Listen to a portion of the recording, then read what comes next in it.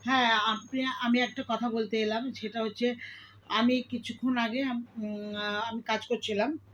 তো কাজ করতে, করতে দেখলাম একটা রিল, ভিডিও রিল আ এলো।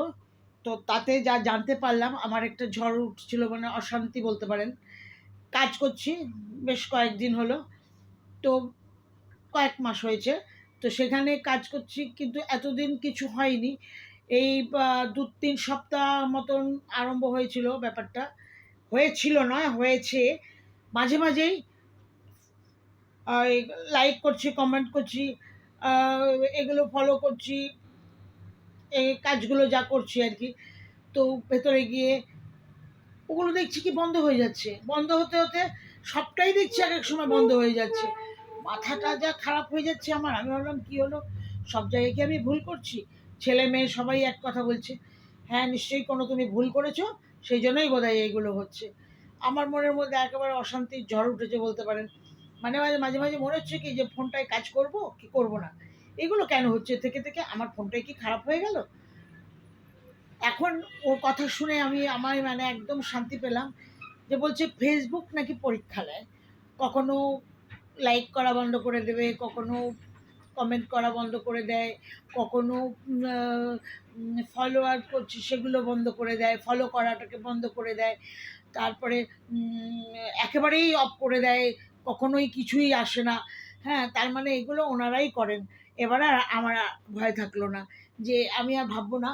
আর আমার ছেলেমেয়েদেরকেও বলে দেবো যে একদম আর ভয়ের কিছু কারণ নেই, এরা ওখান থেকেই আসে। আর তার মধ্যে আরেকটা কাজ হয়েছে, ব্যাপারটা আমার ওরা সব, আমার তো কোনো ইয়ে অভিজ্ঞতা তো একেবারেই নেই ফোন সম্বন্ধে।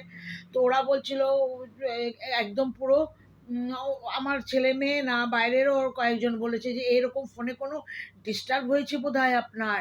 আপনি ফোনটাকে একদম অফ করে দেবেন। অফ করে দিয়ে তারপরে আবার চালাবেন। তাহলে দেখবেন আবার আবার ঠিক হয়ে যাবে।" কিন্তু আমি যথারীতি তাই করছিলাম। কিন্তু তাও যে ভেতরের যে কাজগুলো সেগুলো কখনোই ঠিক হচ্ছিল না। কখনোই ঠিক হচ্ছিল না। সেগুলো তো আর তাদেরকে বলতে পারছি না। কিন্তু আজকে আমি একেবারে শান্তি পেলাম। যখন এই ধরনের কিছু হবে, আমি কাজ ছাড়িনি। কিন্তু রাগ হচ্ছে, কি করব, কি করব? কাজ করতে পারছি না। হ্যাঁ, এখন কাজ করা দরকার। একটু সময় পেয়েছি। আমার যথেষ্ট সময় বাইরে থাকতে হয়। তো সময় পাচ্ছি। আর বাইরে তো আর ইয়ে নেই, নেট থাকে না।